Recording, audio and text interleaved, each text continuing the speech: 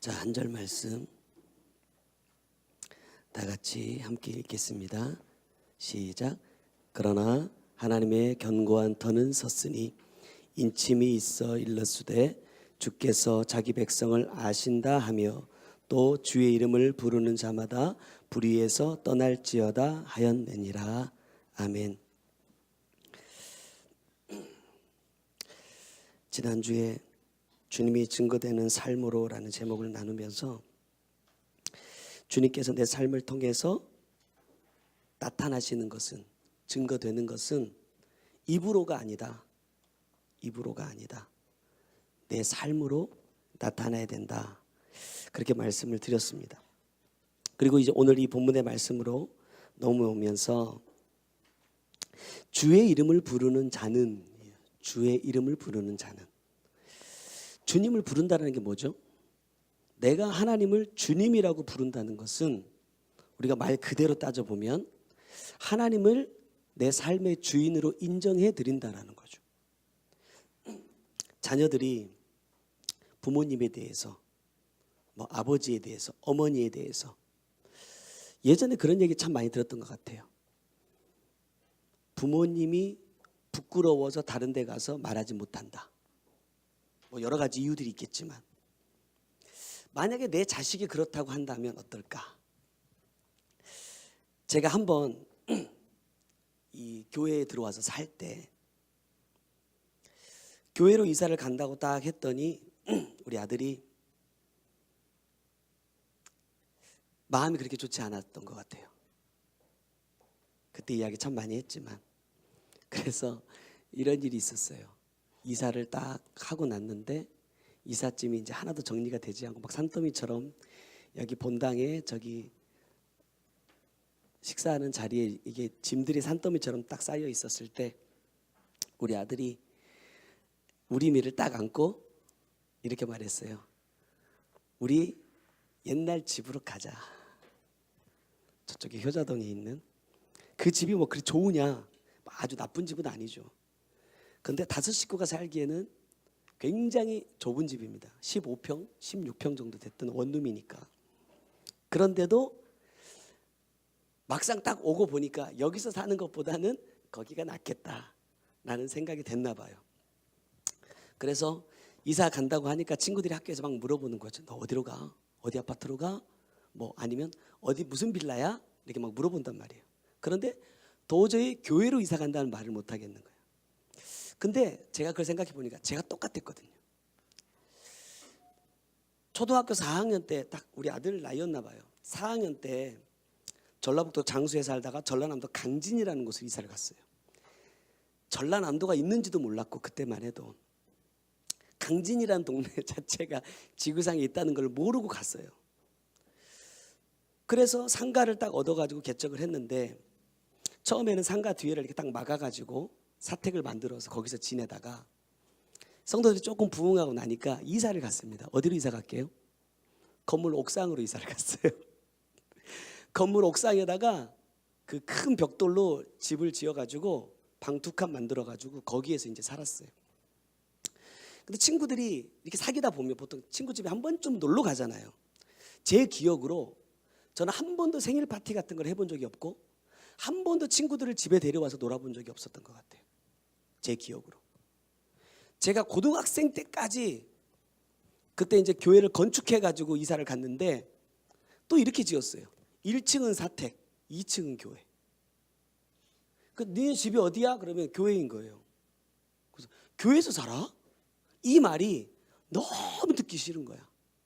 그래서 한 번도 집이 어디다 이렇게 친구들한테 말해본 적이 없는 것 같고 또 아버지가 목사인 게 사실은 굉장히 좀 부끄러웠어요. 부끄러웠다고 해야 되나?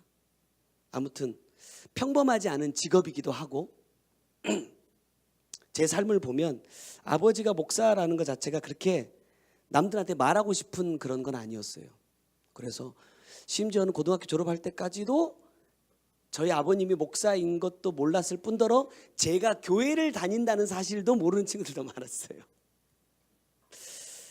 그러면서 제가 이제 아들의 그 이야기 또 제가 살아왔던 내 삶을 딱 돌아보면서 아들인 내가 어딘가에 가서 내 아버지를 자랑스럽게 말하지 못한다는 것만큼 마음 아픈 일은 없겠다 라는 생각을 해봤어요. 지금 역시도 사실 제가 막 우리 아들이 가서 야 우리 아빠 정말 대단한 사람이야, 정말 좋은 사람이야, 이렇게 자랑할 만한 그런 아빠는 사실 못 되거든요. 그런데 제가 소망하는 거 한 가지는 그거예요. 사람들에게 내가 어떻게 보여질지언정, 사람들이 나에 대해서 어떻게 말할지언정 하나님 앞에서만큼은 부끄러운 목사가 되지 말자. 하나님 앞에서만큼은 부끄러운 아버지가 되지 말자. 다짐은 이렇게 수없이 해요. 다짐은 이렇게 수없이 하지만 제가 아들하고 이렇게 대화를 쭉 나눠보면 언제나 좋은 아빠는 아니더라고요. 언제쯤 내가 목표하는 이런 삶을 살 수 있을까 생각해 보면 지난주에 말씀 듣다가 힌트를 하나 얻었어요. 고린도후서 1장 21절 말씀 보면 그가 또한 우리에게 인치시고 보증으로 우리 마음에 성령을 주셨느니라 그러거든요. 저에게 주신 마음 그거예요. 성령이 내 마음속에 정말로 오시기만 한다면 내가 그런 사람이 될 수 있겠다. 왜냐하면 우리가 계속해서 누누이 말씀을 나눴지만 성령은 아무에게나 오시지 않거든요. 그 앞에 이렇게 말씀해요. 19절에 보면 하나님의 아들 예수 그리스도는 예하고 아니라 함이 되지 아니하셨으니 그에게는 예만 되었느니라 이렇게 말씀하세요. 다시 말하면 예수 그리스도에게는 언제나 항상 성령께서 함께 역사하셨거든요. 예수님이 혼자 사역하신 적이 없어요. 왜 그랬을까? 답은 여기 있는 거예요. 하나님의 모든 말씀에 뭐만 있었다? 예만 있었다는 거예요. 그렇다고 한다면 지금 오늘도 내게 주시는 이 하나님의 말씀에 나는 예하고 있느냐 이거예요. 예전에는 그냥 주님께서 그냥 내 안에 항상 계시는 거라고 생각했거든요. 그런데 말씀을 보면 볼수록 그러하지 않다라는 거예요. 정말로 내가 예수 그리스도의 삶을 따르는 사람이라면, 내가 그 그리스도를 구주로 믿는 사람이라고 한다면 주님께서 우리에게 먼저 본으로 걸어가셨던 그 길을 내가 그대로 따라가야 되는데 그 중에 한 가지가 뭐냐? 예하셨다라는 거예요. 아버지의 말씀에는 무조건 예만 있었다는 거예요. 심지어는 뭐까지? 너 죽어 라고 말씀하시는 것까지도. 너 솔직히 생각해 보면 하나님의 입장에서 우리가 그렇게 대단한 사람일까? 어떻게 생각하세요? 하나님의 입장에서 나를 꼭 구원해야만 하는 사람일까? 정말로 자기 아들을 이 땅에 보내서 그 몸을 찢어 죽일 만큼 내가 가치가 있는 사람일까?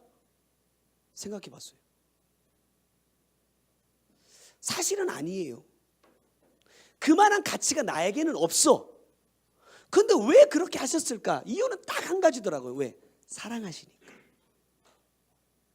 나를 사랑하신다라는 거, 그 한 가지 이유밖에 없어.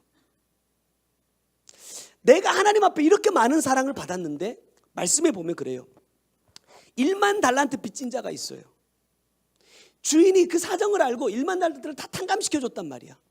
근데 이 사람이 기쁜 마음으로 집에 가다가 자기에게 100데나리온을 빚진 사람을 만났어. 여러분, 달란트와 데나리온은요, 화폐 가치 자체가 틀려요. 100데나리온을 빚진 사람을 만났는데 돈 갚으라고 멱살 잡고 흔들다가 안 갚으니까 감옥에다 쳐넣어버렸어. 그 소식을 들은 사람이 다시 이 사람을 불러요. 야, 내가 너한테 1만 달란트를 탕감해 줬다면 적어도 100데나리온 너한테 빚진 사람 정도는 어떻게 해야 된다? 용서해 줘야 되는 거 아니야? 그게 은혜를 받은 사람의 삶 아니야? 내가 정말 하나님께 사랑을 받았다면, 이 사랑이 정말 하나님의 은혜라는 것을 내가 인정한다면 내 삶이 달라지겠죠. 이렇게 안 살아야죠. 근데 내가 그렇게 사랑을 받았음에도 내가 다른 사람을 사랑하지 못한다? 나를 조금 아프게 하고 나를 조금 힘들게 하고 내 마음에 조금 안 드는 사람들 때문에 내가 그 사람들을 판단하고 정죄한다? 내가 이게 정말 하나님의 은혜를 아는 사람일까? 내가 정말 예수를 믿는 사람일까? 제가 아들을 참 많이 야단을 쳐요. 잔소리를 많이 하는 편입니다. 근데 제가 아들한테 한참 잔소리를 하다가 항상 느끼는 건 뭐냐면 너도 참 그렇게 안 살잖아 이거예요. 너도 그렇게 못하잖아 이거예요. 유겸아 말씀 봤어? 말씀 읽어야지. 그래놓고 나는 하루 종일 말씀 안 봤어. 꼭 그 말을 할 때면 내가 말씀 안 볼 때 그 말을 한다니까. 희한하게. 뭐 말씀 숙제했어? 뭐 해야지? 숙제해야지 뭐 해야지?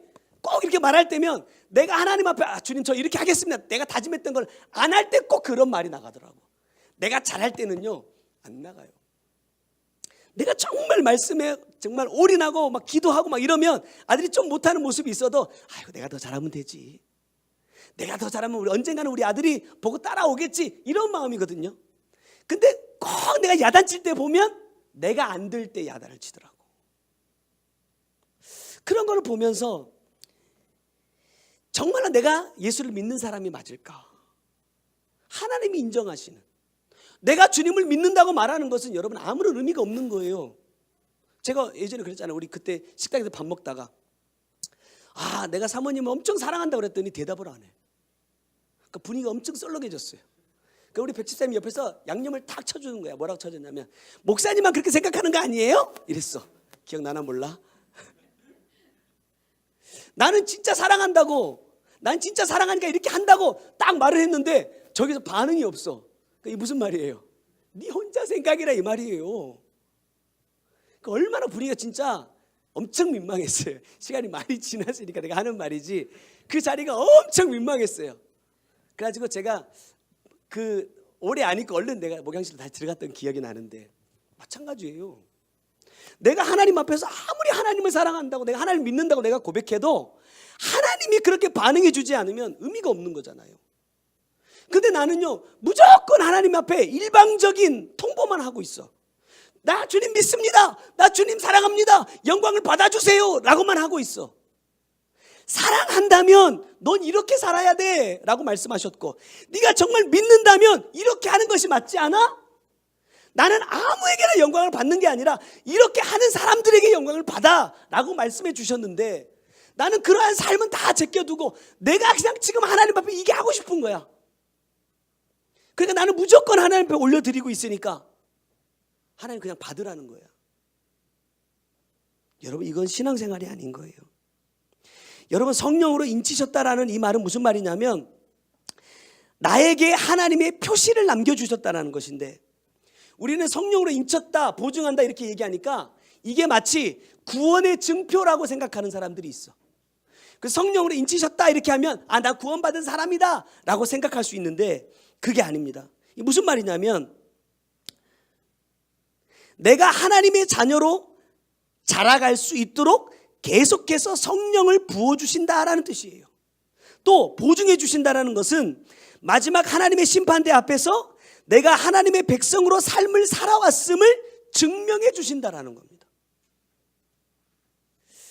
저도 재판을 받아봤어요. 신천지 때문에. 진짜 법원에 가가지고 재판 받는데 진짜 다리가 엄청 후들거리더라고. 그러니까 저는 거기에서 도저히 재판정에서 제가 저를 변호를 못할 것 같아서 다 그걸 글로 써가지고 그 판사에게 대신 그 서류를 낸 기억이 나는데, 우리가 심판대 앞에 딱 서면요 우리는 하나님 앞에 아무것도 변명 못합니다. 말씀에 보면 어떻게 한다고 그랬어요? 짓고 하는데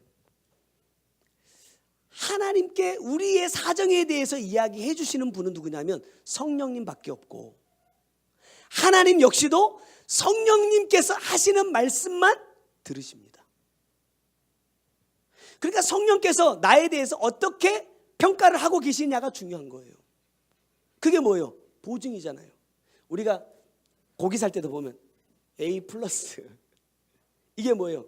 이게 몇 등급이다, 질이 어떻다라는 거를 이 A+ 이런 거 등급을 통해서 알지만 요즘에는 뭐냐면 이 등급을 매긴 사람의 이름도 써놔요.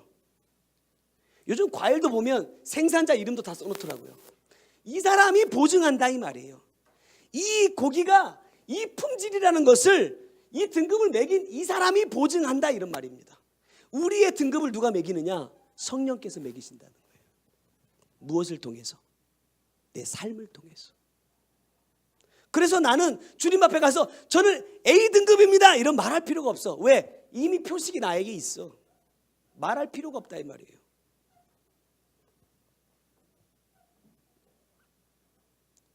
성령님의 인치심과 보증은 나에게 주시는 하나님의 말씀에 끝까지 이해하는 자들에게만 유효하다. 도중에 우리가 변질되어 버리면 하나님과 우리 사이의 모든 약속은요 다 파기되는 거예요. 그래서 23절에 보면, 고린도후서 1장 23절에 보면 바울이 이렇게 말해요. 내가 내 목숨을 걸고 하나님을 불러 증언하시게 하노니 이렇게 말합니다. 자, 이 말이 무슨 말이냐면 바울은 자신을 성령님께서 끝까지 인쳐주시고 보증이 되어주실 수 있는 삶을 살기 위해서 내 목숨을 걸었다 이 말이에요. 내가 마지막 심판대 앞에서 주님 저를 보증해 주세요. 내가 아무리 소리쳐 봐야 그 삶이 안 되면 보증 안 해주시는데, 내가 불렀을 때 주님께서 나의 증인이 되어주실 수 있도록 나는 목숨을 걸고 그 삶을 산다 이렇게 고백하는 거예요. 그러면 우리가 사도 바울 같은 사람도 자기의 구원을 위해서 심판대 앞에서 지옥이 아니라 천국에 가기 위해서 자기의 목숨을 걸고 삶을 살아내는데, 나는 정말 구원이라는 것을 이루기 위해서 나는 무엇을 걸고 있을까? 어떤 삶을 살고 있을까? 어떤 마음으로 주님께서 내게 허락하신 이 삶을 살아내고 있을까? 우리가 바울보다 더 엄청나게 대단한 사람들이라면 목숨을 안 걸어도 될지 모르겠지만, 정말로 특히 신약 안에서는요 정말 예수님 다음으로 바울 같은 사람이 있을까? 저는 이 고백이 참 부러워요. 내게 그리스도의 흔적을 가졌다. 과연 그렇게 고백할 수 있을까? 이 말은 무슨 말이에요? 내가 매 많이 맞아가고 나 채찍 자국이 있어. 나 막 돌에 맞아가지고 이게 맞은 자국이 있어. 이런 게 아니잖아요. 무슨 말이냐면 내가 그리스도께서 걸으셨던 그 길을 그대로 따라가고 있다 이 말이잖아요. 그런 삶을 살았던 바울도 자기의 구원을 위해서 목숨을 걸었다고 고백합니다. 여러분 회개도 마찬가지예요. 내가 회개할 때 어떤 죄의 문제를 가지고 하나님 내가 이거 잘못했으니까 용서해 주세요 막 눈물 범벅한다고 해가지고 그게 회개가 되느냐? 그렇게만 된다고 하면 진짜 죄 없이 살 수도 있죠. 근데 제가 대학 처음 가서 20살 때 처음으로 주님을 만난 때가 있었어요. 어떤 집회 때. 근데 그때 주님께서 가장 먼저 생각나게 해주셨던 죄가, 우리 용진이 들었을지도 모르겠다. 사진에서 제가 엄마 품에 안겨서 젖을 물고 있는 거를 사진을 딱 보여주셨어요. 근데 사실은 제가 태어났을 때 저희 어머니는 섬에서 개척을 하셔서 젖이 안 나왔어요. 먹은 게 없어가지고. 그래서 뭐라 하더라? 쌀 이렇게 그 물을 먹였다더라고요. 젖이 안 나와. 그러니까 제가 엄마한테 젖을 물고 있다가 안 나오니까 깡 깨물었어. 그 사진을 딱 보는데 그게 딱 떠오르는 거죠. 나는 기억도 없는 이야기인데 깡 깨물었어. 그러니까 엄마가 아야 했단 말이에요. 근데 주님께서 뭐라 말하면 그거 회개해 이래요. 1살이야. 1살이야 1살. 무슨 아이가 의지가 있겠어요. 그냥 완전히 원초적인 거잖아요. 먹고 싶은데 안 나오니까, 배가 고픈데 안 주니까 그냥 엥 한 거란 말이에요. 그런데 그거를 회개하라는 거예요. 제가 어떤 분의 간증을 들었어요. 지난번에도 한번 말씀드렸지만 뭘 회개하라고 하시냐면 너 여자로 태어난 걸 회개해 이렇게 하셨대요. 그래서 아니 내가 여자로 태어난 게 내가 태어나고 싶어 태어난 건가? 부모가 그렇게 낳아서 그냥 난 태어난 건데. 근데 주님께서 뭐라고 말씀하시냐면 야 모든 가족이 다 아들을 기다렸어. 근데 네가 딸로 태어나서 사람들이 다 상처를 받았어. 아들을 기다리는 사람들이 상처를 받았대. 그 나랑 무슨 상관이 있어요? 근데 그것도 회개하라고 말씀하시더래요. 제가 말씀드렸죠. 회개는 육이고 혼이고 영으로 더 깊이 회개를 들어가야 돼요. 내가 어떤 잘못을 해가지고 이것만 한 게 아니라 나로 인하여서 누군가가 상처를 받았다면, 나로 인하여서 누군가가 죄를 짓게 되었다면 그런 것까지도 주님은 다 찾아 회개하기를 원하신다 이 말이에요. 그럼 우리 언제까지 회개해야 돼요? 나는 그 생각해요. 죽을 때까지. 죽을 때까지 해도 다 될까? 어쨌든 깨달았다면 해야 돼. 오늘 들었으니까 이제 해야 돼. 이런 것까지 주님은 회개하기를 원하시는구나. 근데 이 회개가 내가 정말로 내 죄를 찾아서 회개하기 위해서 내가 힘쓰고 애쓸 때 이 성령을 통해서 그 죄를 생각나게 해주신다 이 말이에요. 수련을 하다 보니까 애들이 이래요. 목사님, 회개할 게 없어요. 한 둘째 날쯤 됐는데 애들이 더 이상 회개할 게 없대. 그래서 얼마나 했는데 한 10분 정도 했는데 더 이상 생각이 안 난대. 그래서 아직 멀었어. 아직 멀었어. 도저히 생각이 나지 않거들랑 생각나게 해달라고 기도해봐.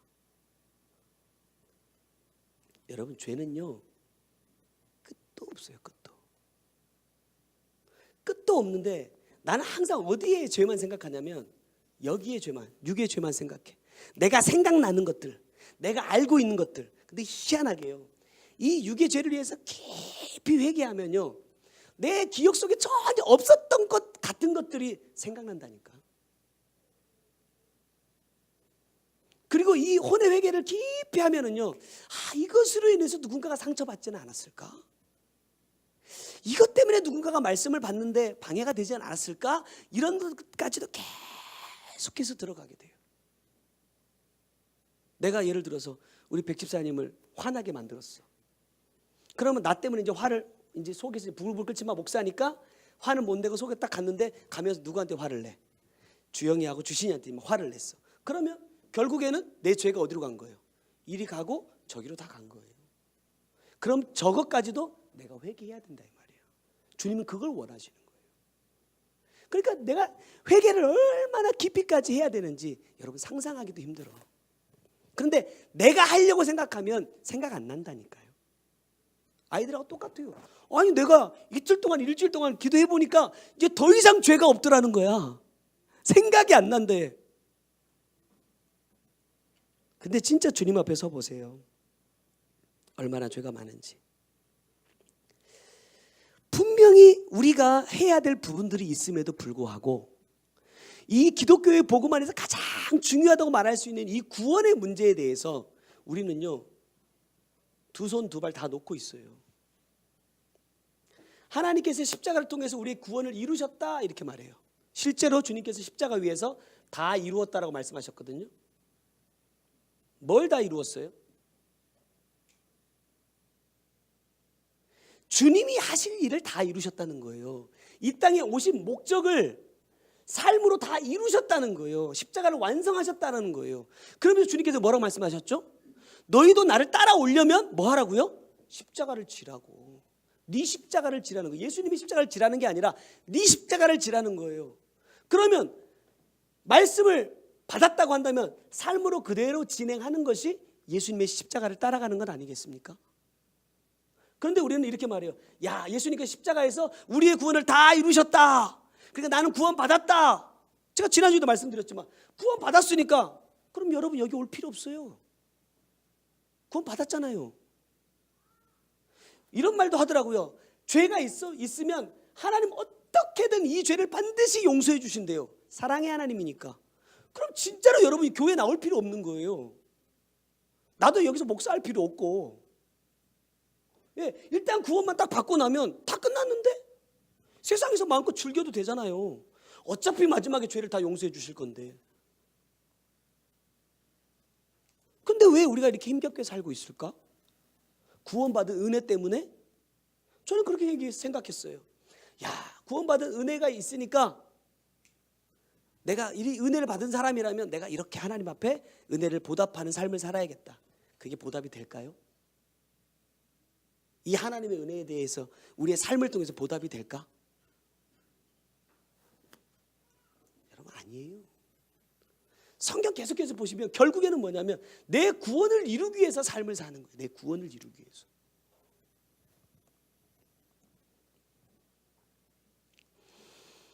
말씀에 보면 우리가 잘 아는 요한계시록 19장 7절, 우리가 즐거워하고 크게 기뻐하며 그에게 영광을 돌리세 어린 양의 혼인 기약이 이르렀고 그의 아내가 자신을 준비하였으므로, 이렇게 얘기해요. 여기서 말하는 아내는 우리를 말해요. 주님의 신부니까 그는 예수님이시겠죠. 여기 보면 뭘 하냐, 그의 아내가 자신을 준비해요. 뭐 하기 위해서? 이 신랑과 결혼하기 위해서. 그게 뭡니까? 삶이죠. 어디 나와요? 8절에 나오잖아요. 그에게 빛나고 깨끗한 세마포 옷을 입도록 허락하셨으니 이 세마포 옷은 성도들의 옳은 행실이로다. 이 아내 될 사람이 자신을 위해서 준비해야 될 것은 뭐냐면 빛나고 깨끗한 세마포 옷이에요. 근데 이 세마포 옷을 뭐라고 말씀하시느냐? 성도들의 옳은 행실이라고 말씀하신다. 근데 이 세마포는 어떤 세마포여야 되냐면 빛나고 깨끗한 세마포여야 되는데, 첫 번째 빛난다라는 것은 뭐냐면 이 말씀은 하나님의 말씀대로 살았는가를 보신다라는 거예요. 말씀은 빛이시기 때문에 네가 정말로 빛 가운데 거하는 삶을 살았느냐 하는 것을 보시겠다라는 거예요.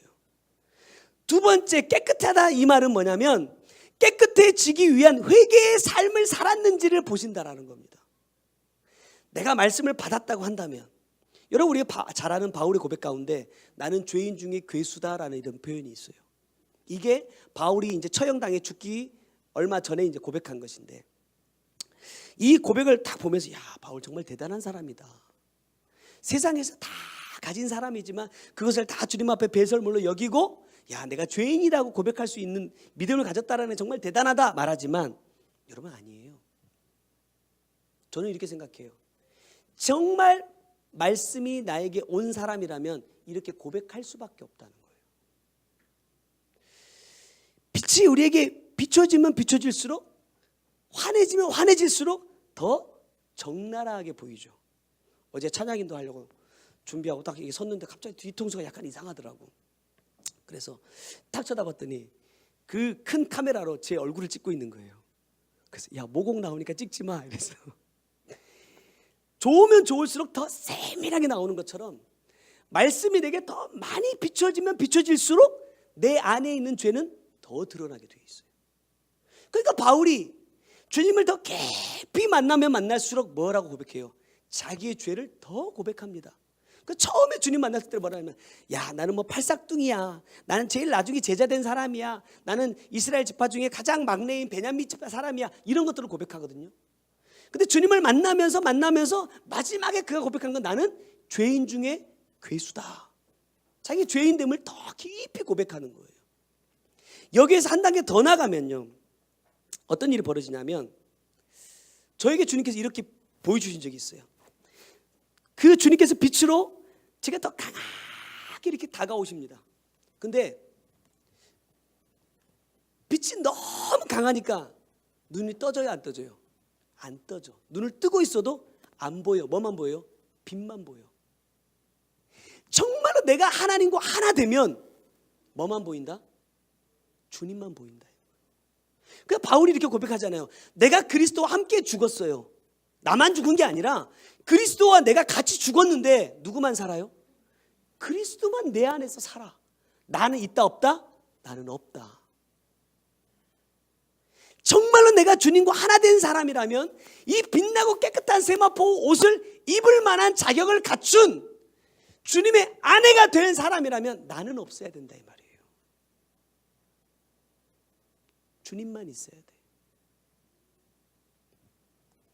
그러니까 내가 정말 그러하냐 이 말이에요.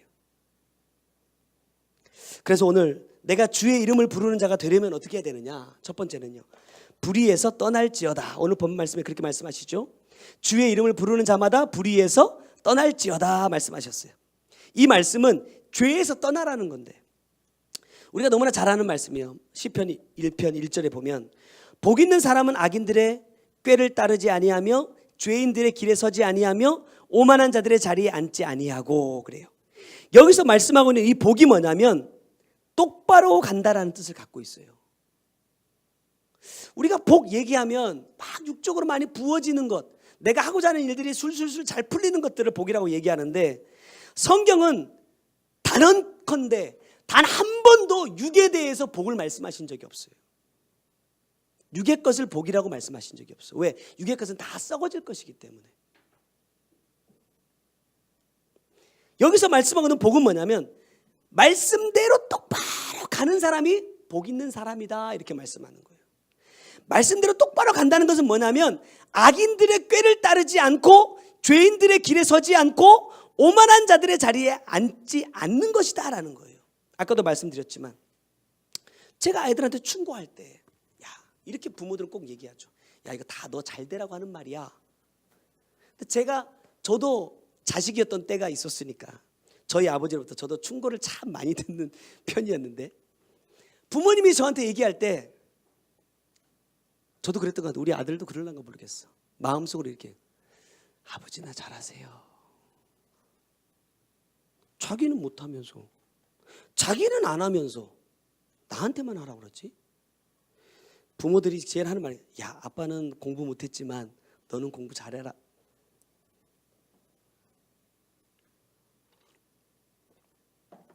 이건 말도 안 되는 거예요.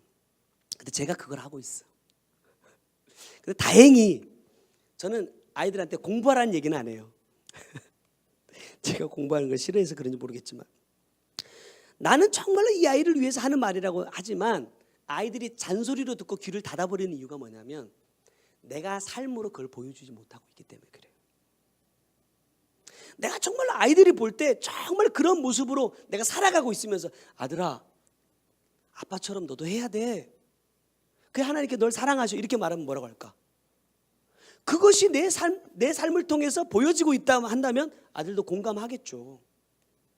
근데 아들이 볼 때 전혀 그런 게 없어. 내가 아빠를 볼 때 뭔가 열심히 하고 막 최선을 다하는 그런 삶도 없어.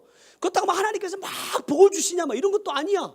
근데 아빠가 이렇게 얘기하고 있다면 그럼 아빠나 그 복 받으세요 하지 않을까? 그 생각이 문득 떠오른 거예요. 정말로 내가 하나님의 복이 무엇인지 아는 사람이라면 내가 먼저 본이 돼야 되는. 제가 수련회 하면서 아이들하고 같이 이렇게 이야기하다 보니까 친구들에 대해서 굉장히 소중하게 생각하더라고요. 아이들이 의외로. 그래서 내가 이렇게 진짜 막 쉽게 말하면 친구들하고 막 놀러 안 다니고 막 게임 안 하고 이러면 친구들하고 할 게 없대. 할 게. 그 친구들이 자기를 쉽게 말하면 이제 왕따 시킨다는 거야. 안 놀아준다는 거야. 그럼 막 저 학교 생활하기도 힘들고 막 이런 얘기를 해요.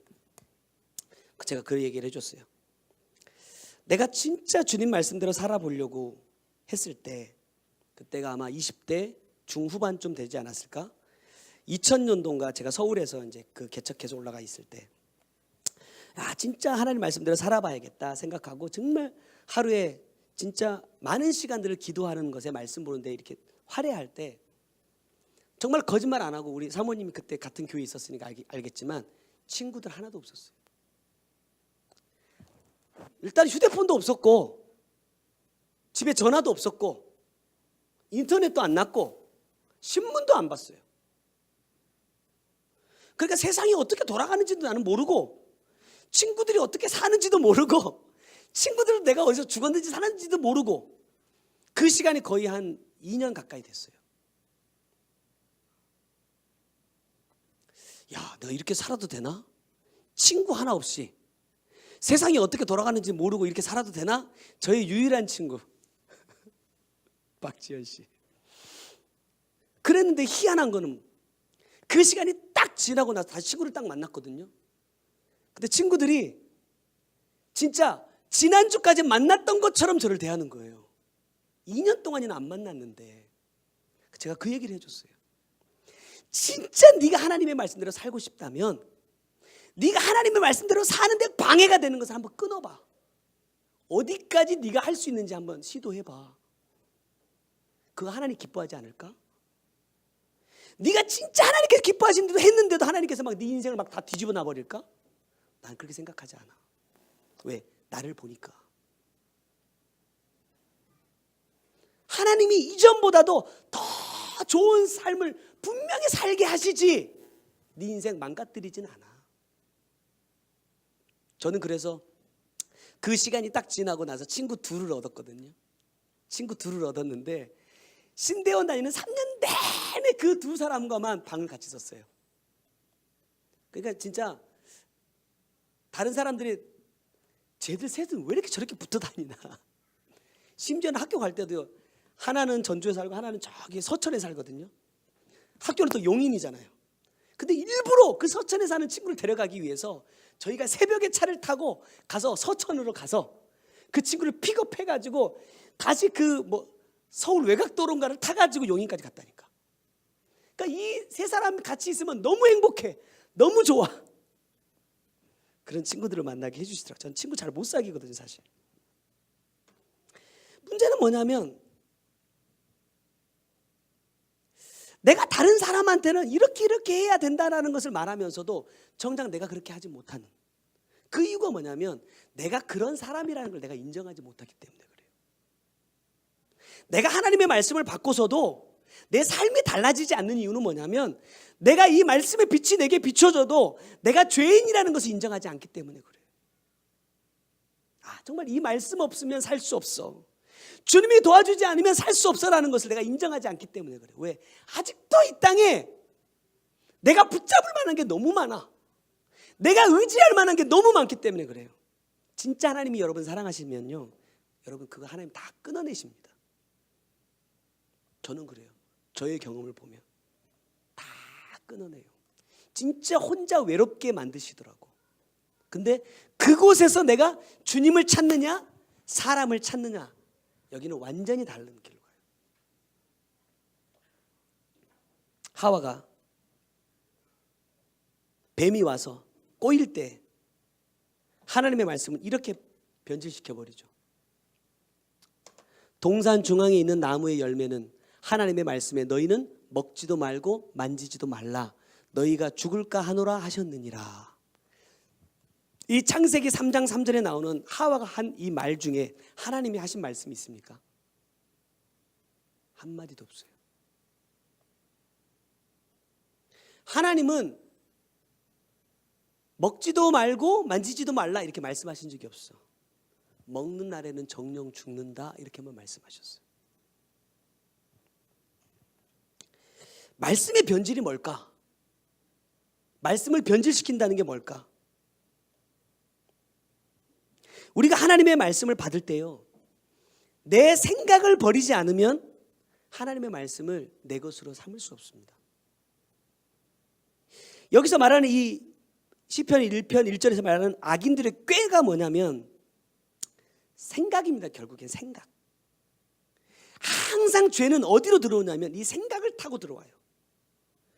그래서 요한복음 13장 2절 말씀 보면 마귀가 벌써 시몬의 아들 가룟 유다의 마음에 예수를 팔려는 뭘 넣어요? 생각을 넣어요. 근데 이 가룟 유다가 마귀가 넣어준 이 생각을 어떻게 하지 못해요? 뽑아내질 못해요. 그러니까 그대로 그 생각 속에 사로잡혀. 생각에 사로잡히면 생각이 생각을 낳고 생각이 생각을 낳고 계속 낳고 장성하다 보면 뭐가 되냐면 행동으로 옮겨줘요. 그래서 나중에 예수님께서 최후의 만찬 자리에서 떡을 포도주에 찍어서 주셨는데도 먹지 않고 그대로 나가버려요. 그리고 그가 한 일이 뭐죠? 대제사장들에게 가서 뭐라고 말합니까? 내가 예수를 너희들한테 넘겨줄 텐데 너희들은 나한테 뭐 줄래? 야, 은 30 줄게. 그걸 받아 기쁨으로 돌아와요. 언제나 마귀는 우리 막 코를 꿰가지고 억지로 끌어가는 게 아니라니까요. 생각을 넣어요. 이게 그래서 미혹한다 이렇게 말하거든요. 유혹하는 거죠. 네가 한번 생각해봐. 어떤 게 더 좋은지, 너에게 어떤 게 더 좋은지, 네가 뭘 더 좋아하는지 한번 생각해봐. 이게 마귀의 방법이에요. 그래서 여기에서 내가 하나님께서 기뻐하시는 것을 택하는 삶을 사는 사람이라면 내 기쁨은 안 따라가겠죠. 근데 내가 좋아하는 것을 선택한다는 것은 나는 하나님을 따라가는 사람이 아니라는 거예요. 그게 증거예요, 증거. 그렇게 죄에 잡히면 어떻게 되느냐?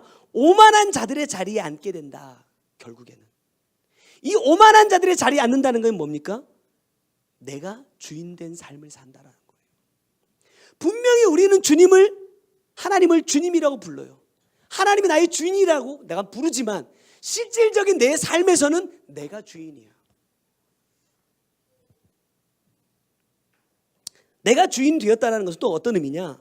하나님의 말씀을 믿지 않고 심판을 준비하는 삶을 살지 않는다라는 거예요. 그래서 내가 좋은 거 다 하면서 지난번에도 말씀드렸지만 속아요, 속아. 말만 하고 행하지 않으면 속이는 자가 되는데 뭘 속느냐? 야, 너 구원 받았어. 너 천국에 갈 수 있어. 라고 속는다 이 말이에요. 그래서 시편 1편 3절에 뭐라고 말씀하시느냐? 시냇가에 심은 나무가 철을 따라 열매를 맺으며 그 잎사귀가 마르지 아니함 같으니 그가 하는 모든 일이 다 형통하리로다. 그래요. 자, 여기서 시냇가에 심은 나무는 뭐라고요? 시냇가에 심다라는 이 단어를 보면요, 옮겨 심다라는 의미예요. 그러니까 다른 어딘가에서 물이 흐르는 시냇가로 옮겨 심어 놓았다라는 뜻이죠. 주님께서 이 말씀을 통해서 우리에게 깨닫게 해주시는 건 뭐냐면, 하나님이 기뻐하시는 열매를 맺는 자리가 아니면 일어나라는 거예요. 그 자리에서 떠나라는 거예요. 그러니까 주님께서 지금 원하시는 열매를 맺을 수 있는 그 말씀이 흐르는 시냇가에 심어져야 된다 이 말입니다. 그래야 시절을 쫓아, 쉽게 말하면 사시사철 열매를 맺을 수 있다. 주님께서 언제 오셔서 내게 요구하셔도 주님께서 원하시는 그 열매를 내어드릴 수 있는 그 나무는 시냇가에 옮겨 심은 나무만 될 수 있다. 시냇가에 옮겨 심지 않아도 열매를 맺을 수는 있습니다. 그러나 그 열매는 주님께서 원하시는 열매는 아니다. 주님께서 드실 수 있는 열매가 아닌 것을 맺는 나무는요, 다 성경에 뭐라 말해요? 다 찍어서 불에다 던져버린다 이렇게 말했어요. 우리 모두에게 2019년이 불의에서 떠나는 해가 되기를 소망합니다. 그래서 우리가 말씀의 물가로 옮겨 심어지는 저와 여러분이 되시기를 주님의 이름으로 축원합니다. 자, 두 번째를 보면 뭐냐면 그릇이 있어 이렇게 말하거든요. 20절로 가면, 자, 우리가 불의에서 떠나려면 어떻게 해야 되느냐? 20절 이하에 몇 가지의 그릇이 나와요? 4가지 그릇이 나오는데 이 4가지 그릇이 우리에게 있어야 됩니다. 자, 첫 번째는 뭐냐면 금그릇이에요. 자, 불의에서 떠나려면 말씀을 잘 지키는 자가 되어야 되는데 마태복음 12장 43절에 보면 이런 말씀이 있어요. 더러운 귀신이 사람에게서 나갔다가 물 없는 곳을 다니며 쉬기를 구한다 이렇게 말해요. 자, 여기서 이 물이 없다라는 건 무슨 말이에요? 말씀이 없다라는 거예요. 주님이 이 말씀을 통해서 깨닫게 하시는 건 뭐냐면 우리가 회개를 통해서 내 안에 있는 죄성들을 뽑아내. 쉽게 말하면 이 마태복음 12장의 말씀처럼 하면 깨끗이 청소한다 이 말이에요. 내 심령을 깨끗이 심령을 청소해 놓고 그곳에 하나님의 말씀으로 채우지 않으면 반드시 이 귀신은 다시 들어온다. 근데 어떻게 들어와요? 더 많은 귀신의 떼를 이끌고 들어온다 이 말입니다. 그래서 이 사람의 나중 형편이 더 나빠져요. 내가 하나님의 말씀을 듣고 그래 그 말씀대로 살아야지 다짐하고 이게 나중에는요 어떻게 되냐면 나를 무뎌지게 만들어버려. 우리 센터에 있는 청년들이 그래요. 사실 1년 365일 책망의 말씀을 듣거든요. 매일 책망의 말씀을 들어요. 그러다 보니까 웬만큼 책망해가지고는요 이제 그래 이 정도 말씀은 들어야지 이렇게 돼버렸어. 그 말씀을 왜 나에게 주시는지, 너한테 이 죄의 문제가 있는 거야. 그러니까 너 지금 이 죄를 회개하고 돌이켜야 돼 라는 마음으로 주시는 건데 그래 회개해야지. 처음에 말씀 받을 때는 내가 막 그런 죄인이었다고 막 가슴을 치면서 막 울고불고 회개했는데 한 1년 지나고 나니까 그래 이런 죄가 있는 사람이 있나 보다. 누군가 들으라고 이 말씀을 주시나 보다. 내 말씀이 아닌 것처럼 생각해버려. 진짜 지금 내가 여기서 돌이키지 않으면 이 구원을 이룰 수 없다라는 이 마지막이라는 심정으로 말씀을 듣는 게 아니라 습관처럼 들어버려요. 그러다 보니까 말씀으로 채워지지 않는 거죠. 말씀은 내가 들었다고 해서 채워지는 게 아니에요. 말씀은 내가 삶으로 행할 때 채워지는 거예요. 그러니까 매번 그러는 거죠. 듣기는 다 들어. 알기는 엄청 알아. 그러니까 이제 이 말씀이 뭐가 되냐면 내 머릿속에서 지식이 돼. 이 지식이 쌓이면 뭐가 되냐? 그러면 관습이 돼버려요. 전통이 돼버려. 그래서 예수님 시대에 바리새인과 서기관들이 뭐 때문에 책망받아요? 장로의 유전, 그들의 전통. 말씀을 지키는 게 아니라 이걸 지키고 있어. 지금 뭔지 아세요? 교리예요, 교리. 신학. 저도 학교에서 뭐 기독론, 교회론, 신론, 성령론 이런 거 막 배웠지만 그 교수님도 그렇게 얘기하시더라고요. 성령은 연구한다고 아는 게 아니야. 그렇게 얘기하는데 알기 위해서 공부해요. 결국 이게 뭐냐면 남들이 해놓은 말을 그냥 듣는 거죠. 하나님이 우리에게 직접 하신 말씀이 있는데 이 말씀 속에서 주님을 찾는 게 아니라 다른 사람들이 해놓은 거 가지고 그냥 따라갈 뿐이에요. 그래서 저도 장로교 목사지만 우리 장로교에서는요, 칼빈 무시하면 목사 못합니다. 팁으로 제가 웃긴 거 하나 얘기해 드릴게요. 어디에서 신학 박사를 따느냐에 따라서 칼빈을 부르는 발음이 틀립니다. 유럽에서 공부한 사람들 꼭 이렇게 불러요. 깔뱅. 그래서 교수들끼리도 서로 이것 때문에 싸워. 아니, 칼빈이면 어떻고 깔뱅이면 어때요? 예수도 아닌데. 그래서 칼빈이라고 부르면 안 된다고 하고 자기 수업 시간에 막 그런 목이 터져라고 얘기하고 있고, 어떤 사람들은 야, 지가 배우면 얼마나 배웠는데 깔뱅 혀를 굴리고 있다고. 그냥 칼빈이라고 부르면 되지. 그거 갖고 싸우고 있어. 이게 신학이에요, 이게. 여러분, 내가 말씀을 삶으로 살아내지 않으면 지식이 되고 경험이 되는데 이 지식과 경험은요, 생명이 없어요. 그래서 환경이 조금만 닥치면 어떻게 돼요? 넘어져. 내가 조그만 상황이 달라져도 내가 쉽게 넘어지는 이유가 뭐냐면 말씀을 생명으로 받지 못했기 때문에 그래요.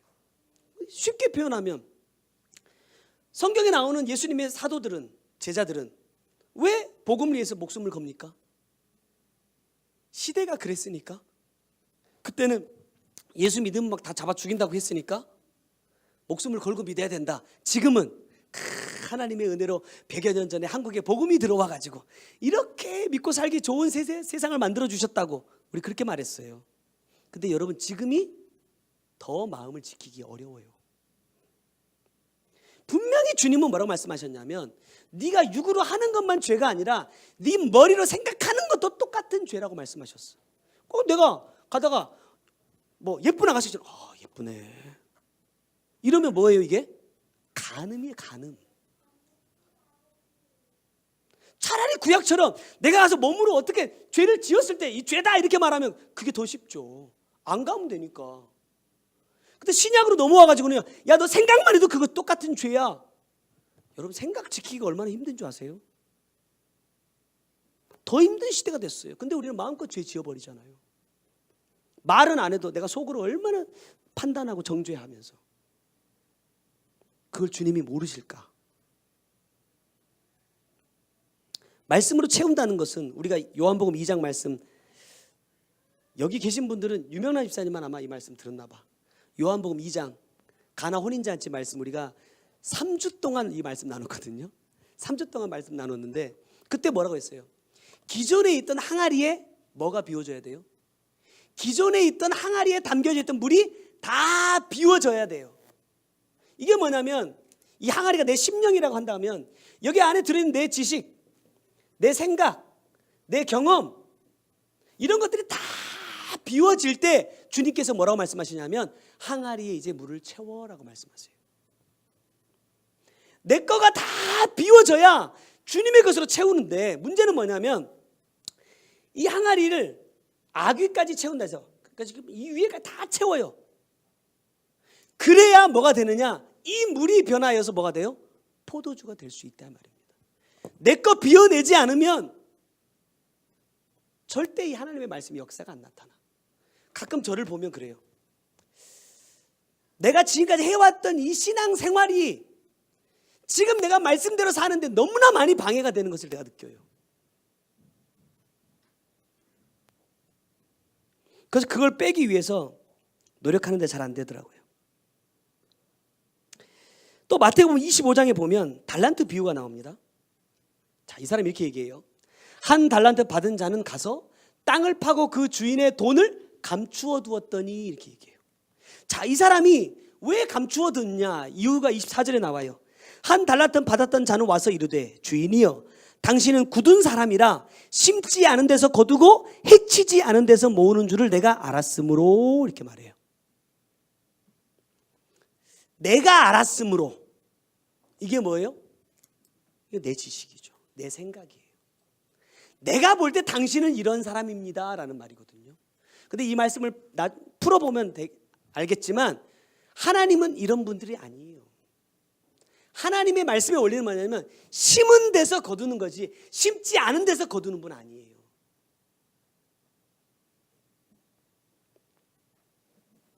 근데 이 사람은 자기의 생각으로 하나님에 대해서 판단하고 있어. 그러니까 우리 주인은 이런 사람이니까 내가 이렇게 해야 되겠다. 내 생각으로 판단하고 행했다 이 말입니다. 이 사람에게 주님 뭐라고 말씀하세요? 악하고 게으른 종아 이래요.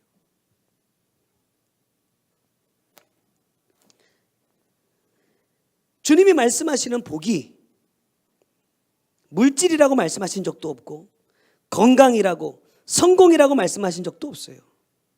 주님이 말씀하시는 복 두 가지 대표적으로 창세기 2장 3절에 하나님이 그 일곱째 날을 복되게 하사 거룩하게 하셨으니 여기서 말하는 이 복의 뜻은 뭐냐면 말씀 앞에 무릎을 꿇는다라는 뜻이에요. 아까 얘기했던 시편 1편 1절의 복은요 말씀대로 똑바로 간다라는 거예요. 자, 성경에 말하는 복 받은 사람들의 공통적인 특징 중에 하나가 뭐냐면 형통하게 돼요. 형통하게 돼. 근데 이 형통이 뭘까? 우리가 형통 그러면 교회에서 나 그런 말 많이 들었어요. 만사형통이래. 내가 하고 싶은 거 다 하게 되는 것이 형통이라고 말해요. 대표적으로 우리가 형통한 사람은 누구를 볼 수 있냐면 창세기 45장인가 가면 요셉이 나오죠. 이 요셉에 대해서 이야기하실 때 요셉이 언제부터 형통한 사람이었느냐?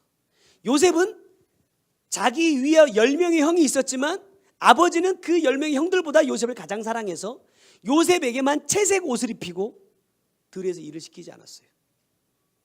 그런데 그때 하나님이 요셉을 향해서 요셉은 형통한 사람이다라고 말하지 않았어요. 언제 하나님께서 요셉에게 형통하다라고 말씀하셨냐면 그가 형들에게 모함당해가지고 애굽 사람에게 팔려가요.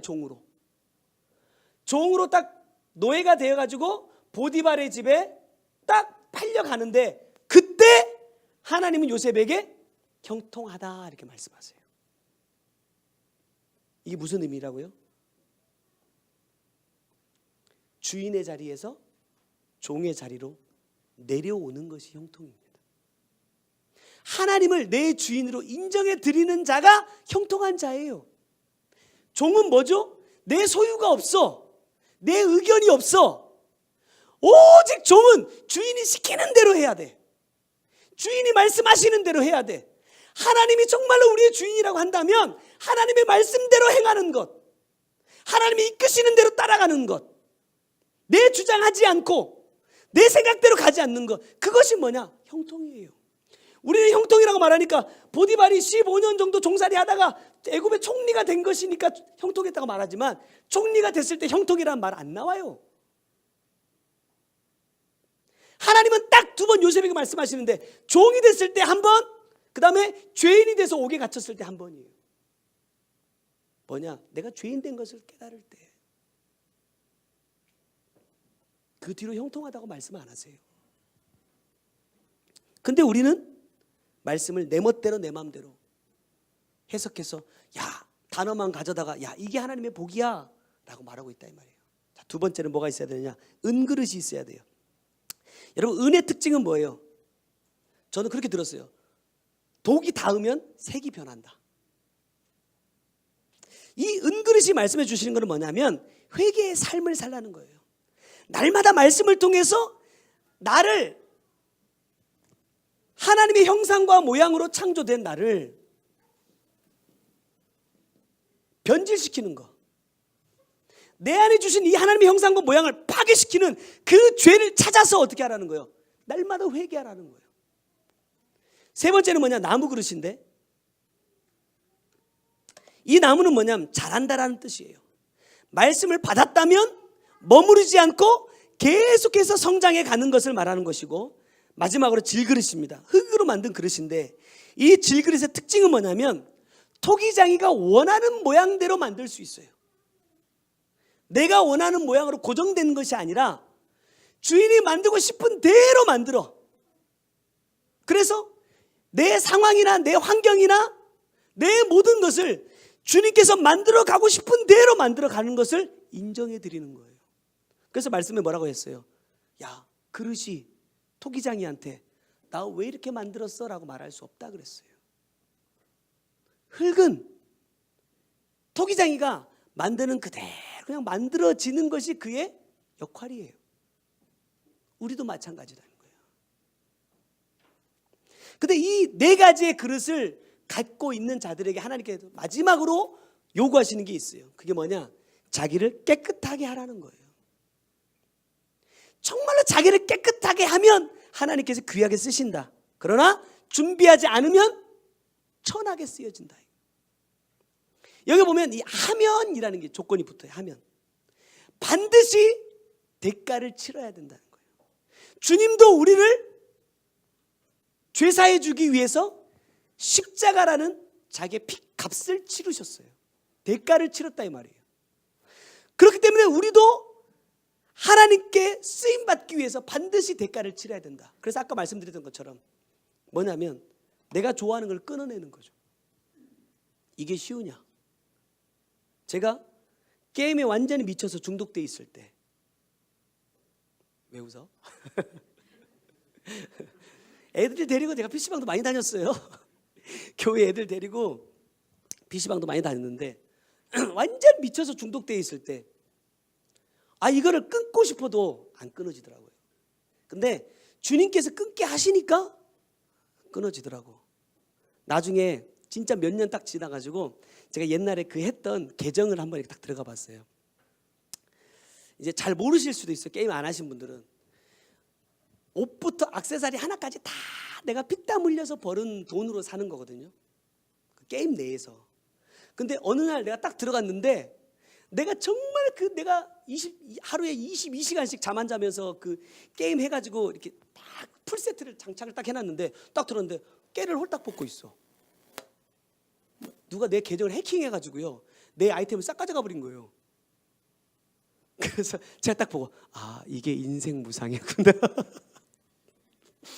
그거 하려고 제가 몇 년을 공을 들였단 말이에요. 몇 년 동안 진짜 잠 안 자고 밥 안 먹어가면서, 그때 우리 사모님 진짜 고생 많이 했지. 계정 끊어주느라고 돈 벌어가지고.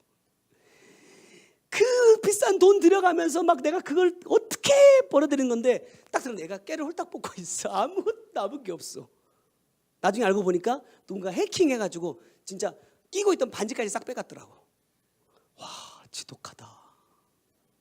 그래서 내가 딱 보고서 다시 여기 들어오고 싶은 마음을 아예 없애주셨다.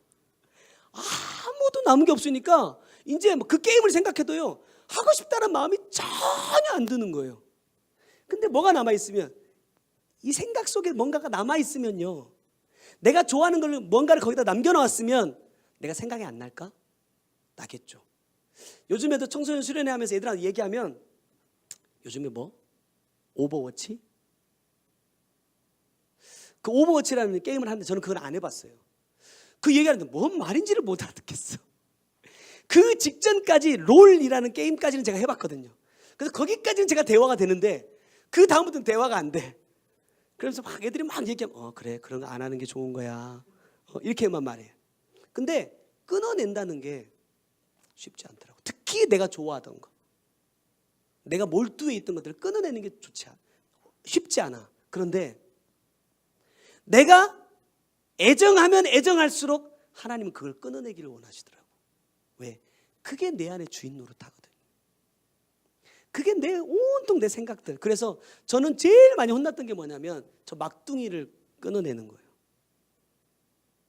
저는 사실 제가 태어났을 때 그렇게 막 많이 예뻐하지 않았어요.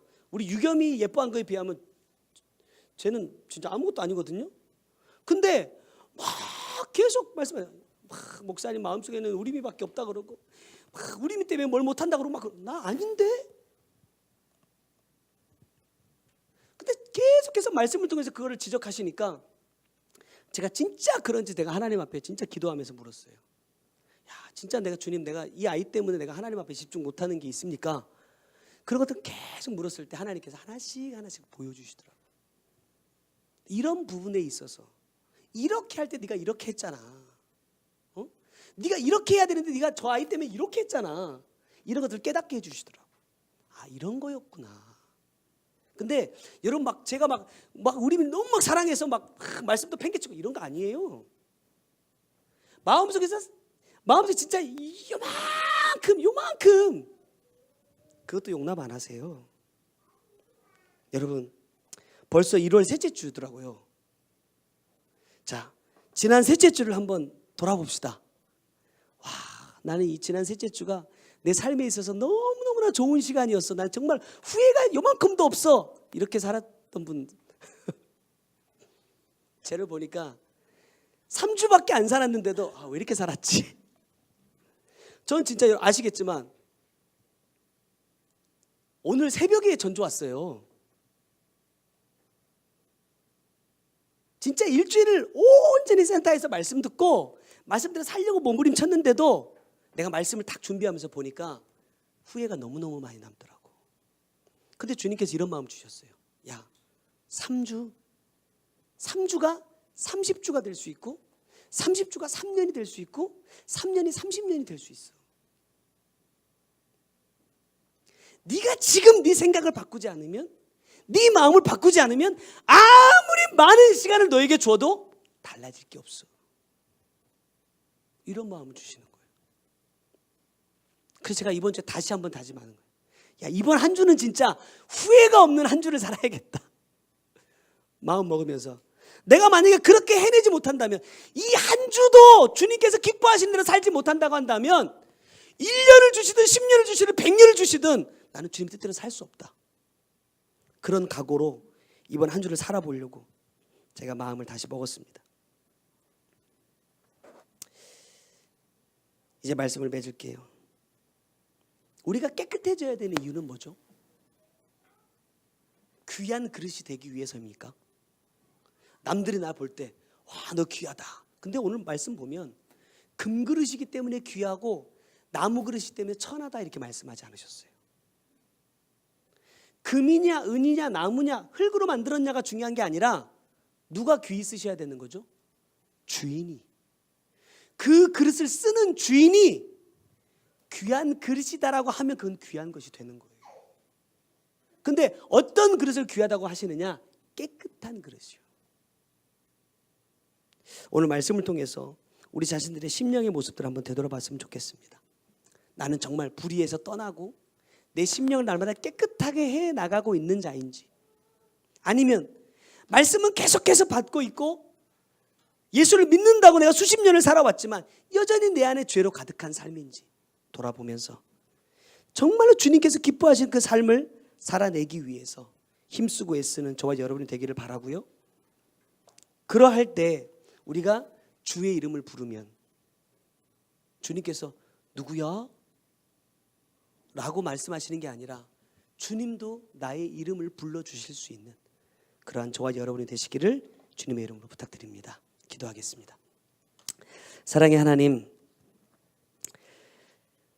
2019년 3주밖에 지나가지 않았지만 이 3주의 삶조차도 하나님의 뜻대로가 아니라 내 뜻대로 살아왔고, 하나님께서 기뻐하시는 삶이 아니라 내가 기뻐하는 삶을 살아왔고, 하나님께서 말씀하신 대로 따라가는 것이 아니라 내가 가고 싶은 대로 살아왔음을 주님 고백합니다.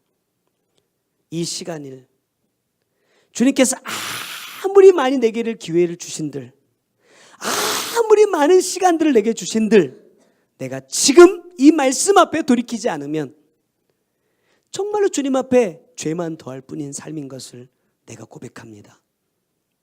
주님, 이제 이 불의의 자리에서 내가 일어나게 하시고 이 불의에서 떠나서 정말로 주님의 이름을 부를 수 있는, 그리고 주님도 내 이름을 불러주실 수 있는 그러한 사람이 되기를 원합니다.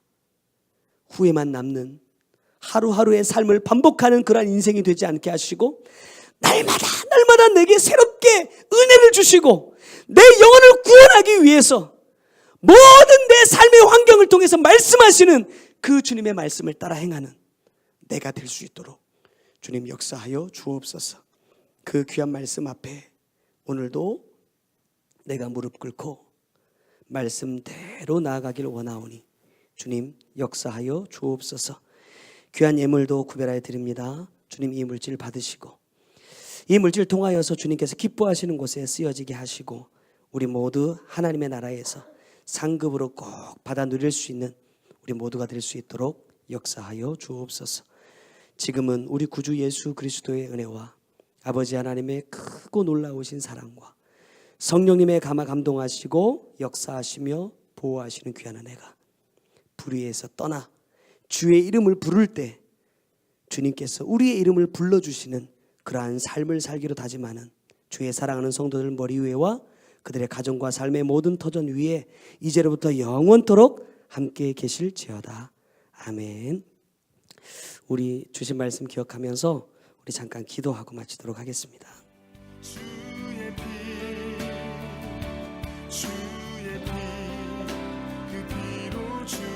사랑의 하나님, 내 모습을 돌아봅니다. 나는 어떤 사람인지 주님의 말씀 앞에 다시 한번 내 모습을 볼 수 있기를 원합니다. 그저 내가 원하는 것들을 다 이루며 살아가면서도, 내가 원하는 대로 살아가면서도 나는 구원을 받았고 나는 천국에 갈 수 있고 나는 하나님의 자녀라고 말하고 있는 나는 아닌지, 내가 스스로 하나님의 자리에 올라서 나를 스스로 인정해주고 나를 스스로 높여주고 있는 자는 아닌지 내 모습을 돌아봅니다. 하나님께서 불러주셔야 되고 하나님께서 인정해 주셔야 되는데 하나님의 뜻과는 상관없이 내가 내 의지대로 하나님 마음껏 하나님 고백하고 있는 나는 아닌지 돌아보기를 원합니다. 주님, 이러한 모든 죄에서 내가 이제 일어나기를 원합니다. 이 모든 불의에서 내가 떠나는 자가 되기를 원합니다. 주님께서 자기의 백성을 아신다고 말씀하셨던 것처럼 주님이 나를 아시고 내가 주님의 이름을 부를 때에 주님도 나의 이름을 불러주실 수 있는 그러한 사람이 되기를 소망합니다. 주님 역사하여 주옵소서.